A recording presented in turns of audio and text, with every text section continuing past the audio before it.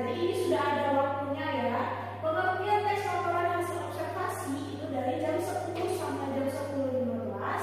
Struktur teks laporan hasil observasi dari jam 10.15 sampai jam 10.40. Kemudian kaidah pembahasan teks laporan hasil observasi itu dari jam 10.40 sampai 10.55 ya. Sebelum kita lanjut ke materi, Kak mau nanya dulu nih. Di sekolah kalian sudah pernah dibahas tentang teks laporan hasil observasi belum? Oke, ada yang sudah, Diana? Oke, belum ya, Angga? Oke, sudah ya. Nah, jadi di kelas kalian atau di sekolah kalian itu pasti ada yang namanya teks laporan hasil observasi dan pastinya kalian akan mempelajari itu ya. Oke, kita mulai dari awal ya, pengertian dari teks laporan hasil observasi. Nah, tulis dulu ya.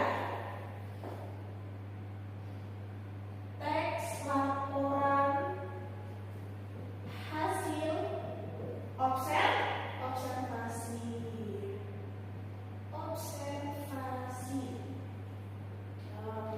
Nah, yang pertama itu kita membahas pengertiannya. Pengertiannya. Nah, berdasarkan apa yang sudah ada di sekolah kalian, akan ada yang sudah di sekolahnya sudah mempelajari teks laporan hasil observasi. Nah, kira-kira apa sih pengertian dari teks laporan hasil observasi itu? Oke, silakan Fajri. Oke, tepuk tangan dulu dong untuk Fajri. Ya, benar ya. Jadi, teks laporan hasil observasi itu adalah teks yang berdasarkan pengamatan kita. Nah, ya, jadi menggambarkan berdasarkan pengamatan kita. Oke, kakak tulis dulu ya. Pengertian teks laporan hasil observasi adalah teks yang berisi apa? Berisi apa? Berisi pengamatan kita secara detail. Benar ya? Nah, berarti berdasarkan fakta. Oke. Nah, jadi berdasarkan yang kita amati, namanya juga teks laporan hasil observasi. Berarti kita melaporkan apa yang kita lihat, apa yang kita amati, gitu ya. Nah, contohnya kita mengamati Fajri misalnya. Nah, kita mengamati Fajri, teman kita yang ada di ruang guru misalnya ya. Kira-kira Fajri itu bagaimana sih orangnya? Oke, orangnya baik, perhatian, terus apa lagi? Oke, dia adalah seorang laki-laki, benar ya, itu kan berdasarkan apa yang kita amati. Kemudian apa lagi? Oke, matanya ada 2, hidungnya ada 1, benar ya, pintar semua ya. Oke, nah, jadi itu adalah salah satu contoh dari teks laporan hasil observasi. Tidak hanya manusia saja yang diamati ya, jadi bisa benda mati, benda hidup, hewan, manusia, langit, angkasa, pokoknya semuanya yang dapat kita amati oleh mata kita sendiri itu dimaksud dengan teks laporan hasil observasi yang dituangkan ke dalam teks gitu ya. Oke, selanjutnya ada yang mau ditanyakan pengertiannya? Ada ya, jelas ya pengertiannya. Oke, kalau tidak ada kita lanjut ke materi selanjutnya, yaitu struktur teks laporan hasil observasi. Oke, struktur titik 2. Oke, strukturnya ada yang masih ingat di sekolah apa saja? Ada 3 ya, ada 3. Yang pertama adalah oke, Dinta, Diana, ada pernyataan umum. Pernyataan umum.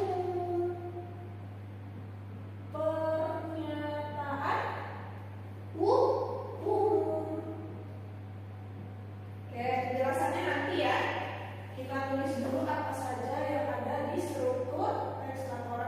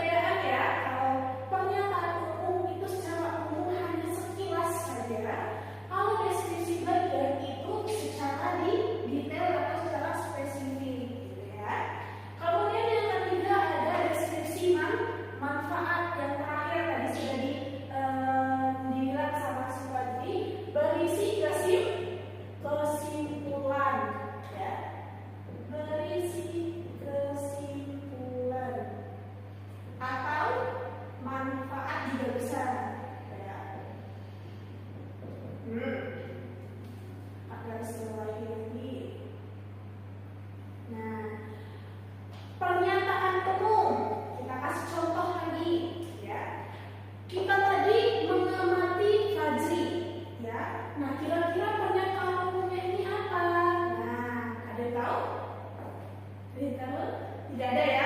Oke, jadi pernyataan umumnya Fajri sekolah di SMA Negeri 1 Curug Penjalobong. Itu pengetahuan secara umum atau lebih spesifik?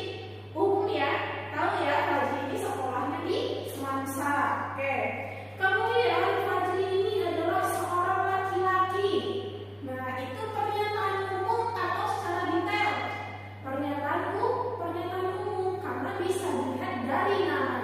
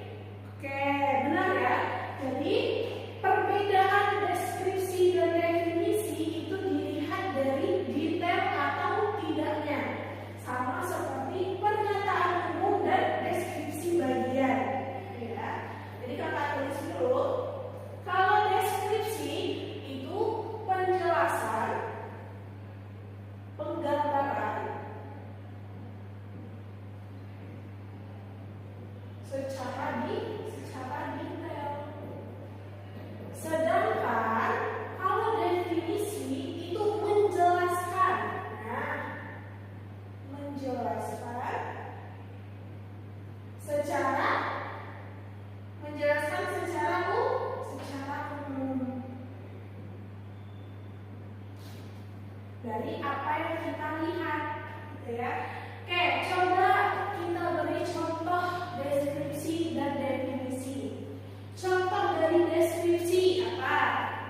Oke, benar ya yang katanya tadi mawar itu ada yang berwarna merah, ada yang berwarna pink, ada berwarna putih. Kemudian mawar itu juga memiliki duri di batangnya. Itu salah satu dari deskripsi karena menggambarkan secara detail, ya.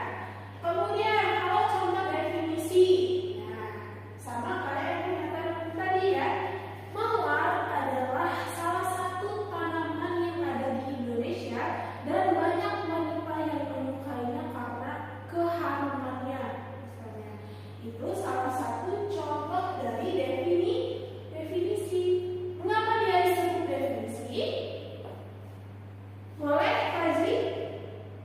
Oke, benar ya. Karena mengapa disebut definisi? Karena mawar adalah itu biasanya menjelaskan secara umum.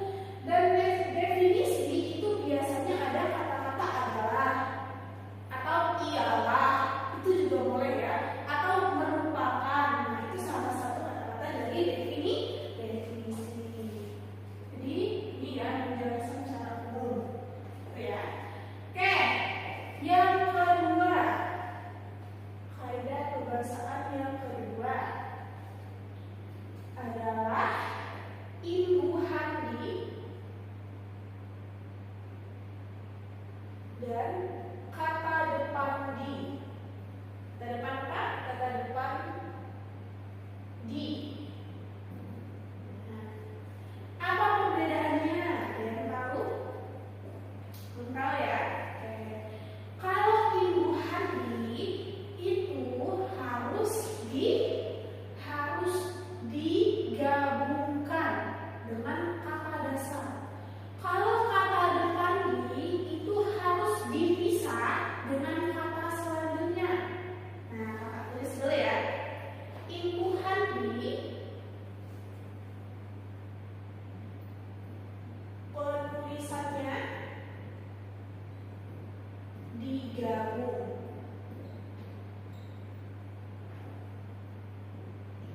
Contohnya, kita beri contoh ya. Contohnya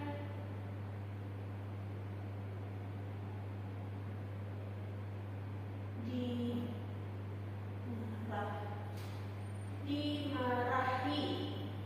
Nah, kemudian kalau kata depan di penulisannya dipisah karena terdapat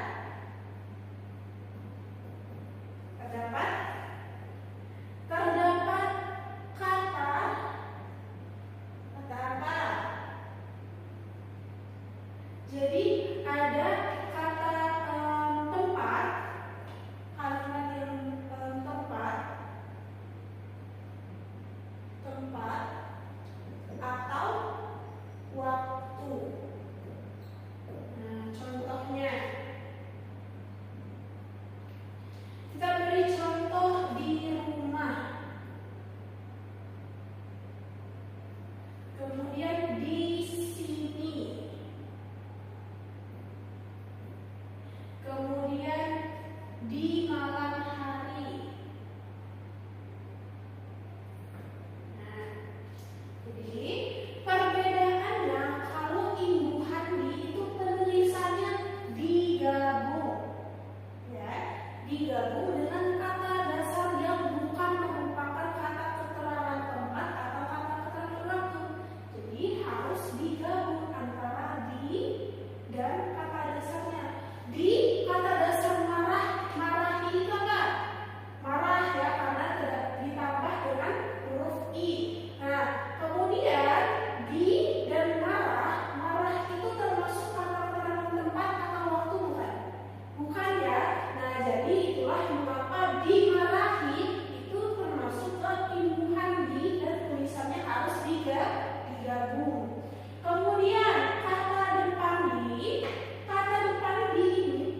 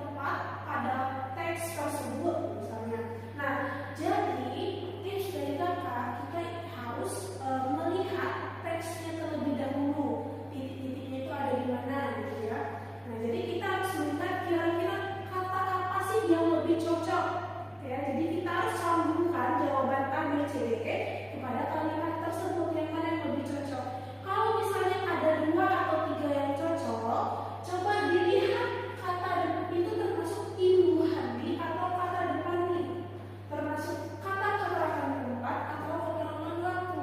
Kalau misalnya bukan kata keterangan tempat atau waktu, berarti imbuhan di-nya harus digabung. Sedangkan kalau terdapat keterangan tempat dan keterangan waktu, kata depan di-nya harus dipisah, gitu ya.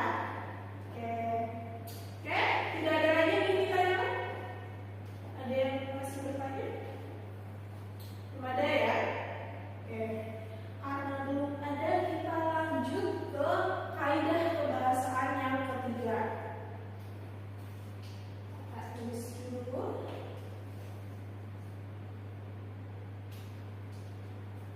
Yang ketiga itu, kalian pernah dengar kutipan langsung dan kutipan tidak langsung? Pernah dengar ya? Apalagi di bahasa Indonesia itu sangat familiar sekali gitu ya, antara kalimat langsung dan kalimat tidak langsung. Coba Anda, apa sih yang dimaksud dengan kalimat langsung? Oke, benar ya, kalimat langsung adalah kalimat yang diucapkan secara langsung. Coba Anda, apa sih yang dimaksud dengan kalimat tidak langsung? Oke, benar juga ya, kalimat tidak langsung adalah kalimat yang tidak diucapkan secara langsung, benar ya. Nah, kira-kira ada tidak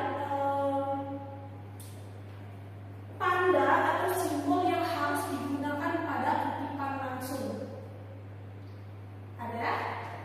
Oke, benar ya Diana. Jadi pada kutipan langsung itu harus menggunakan tanda kutip, gitu ya.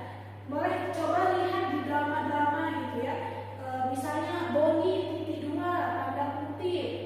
Saya mau pergi ke ruang guru jam 15.00 misalnya. Nah, itu yang ada tanda kutipnya termasuk kalimat langsung.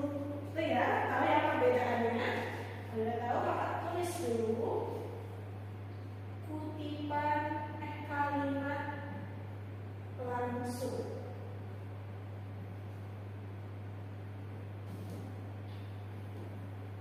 Oke, kita izin hapus sedikit ya.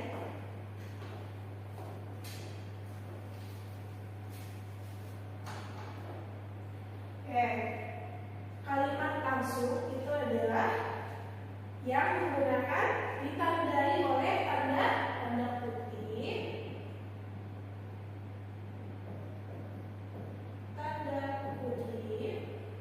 kemudian dibicarakan secara langsung oleh tokoh, ya. Sedangkan kalau pada tulisan itu harus menggunakan tanda kutip. Contohnya, coba lihat drama yang ada di Google misalnya. Nah, itu ada ya, misalnya ada Fajri titik 2 tanda kutip. Nah, tulis di sini ya. Fajri tanda kutip. Ada yang mau ikut?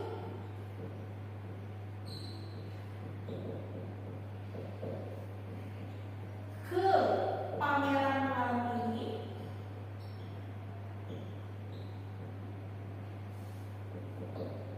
Tanda tanya. Nah, kalau ada tanda kutip seperti ini, itu yang namanya kutipan langsung, benar ya? Coba dari kata-kata ini, bagaimana bentuk kalimat tidak langsungnya atau bagaimana bentuk kutipan tidak langsungnya? Boleh? Ada yang bisa? Oke, coba Fadri, apa kutipan tidak langsungnya tadi?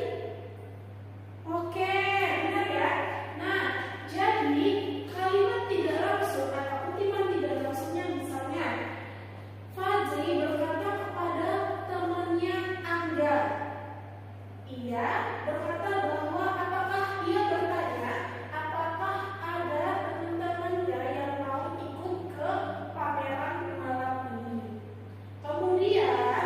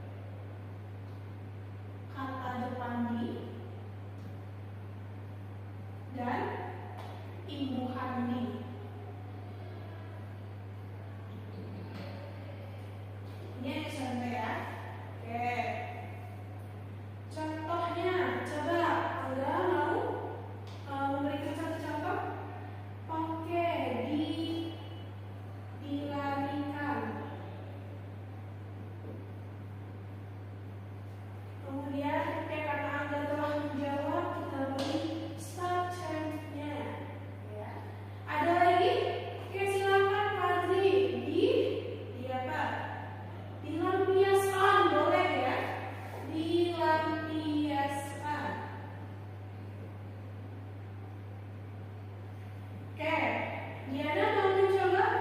Oke, boleh Diana. Di mana?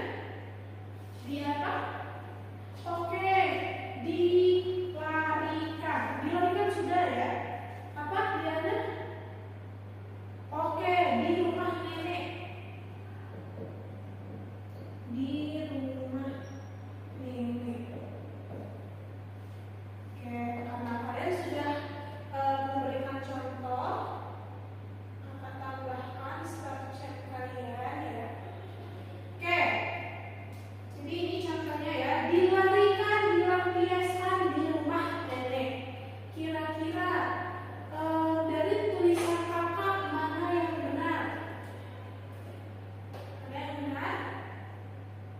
Oke, yang benar adalah di rumah nenek dan dilampiaskan. Mengapa dilarikan salah? Karena apa? Karena dilarikan ini bukan keterangan tempat atau keterangan waktu. Itu ya. Sedangkan pada kata depan di itu harus ada kata keterangan tempat dan kata keterangan waktu gitu ya.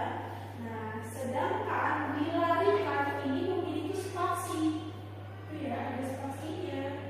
Ada jarak antara kata di dan kata lari. Nah, jadi ini salah. Yang benar bagaimana? Yang benar itu di dan larinya itu harus disatukan. Nih, dilarikan. Dilarikan ke rumah sakit misalnya. Nah, mana kira-kira kalau dilarikan di rumah sakit? Dilarikan di rumah sakit. Mana yang dijadikan, mana yang dipisah? Oke, benar ya, dilarikan itu digabung, di rumah sakit itu dipisah, sama seperti di rumah nenek ini ya.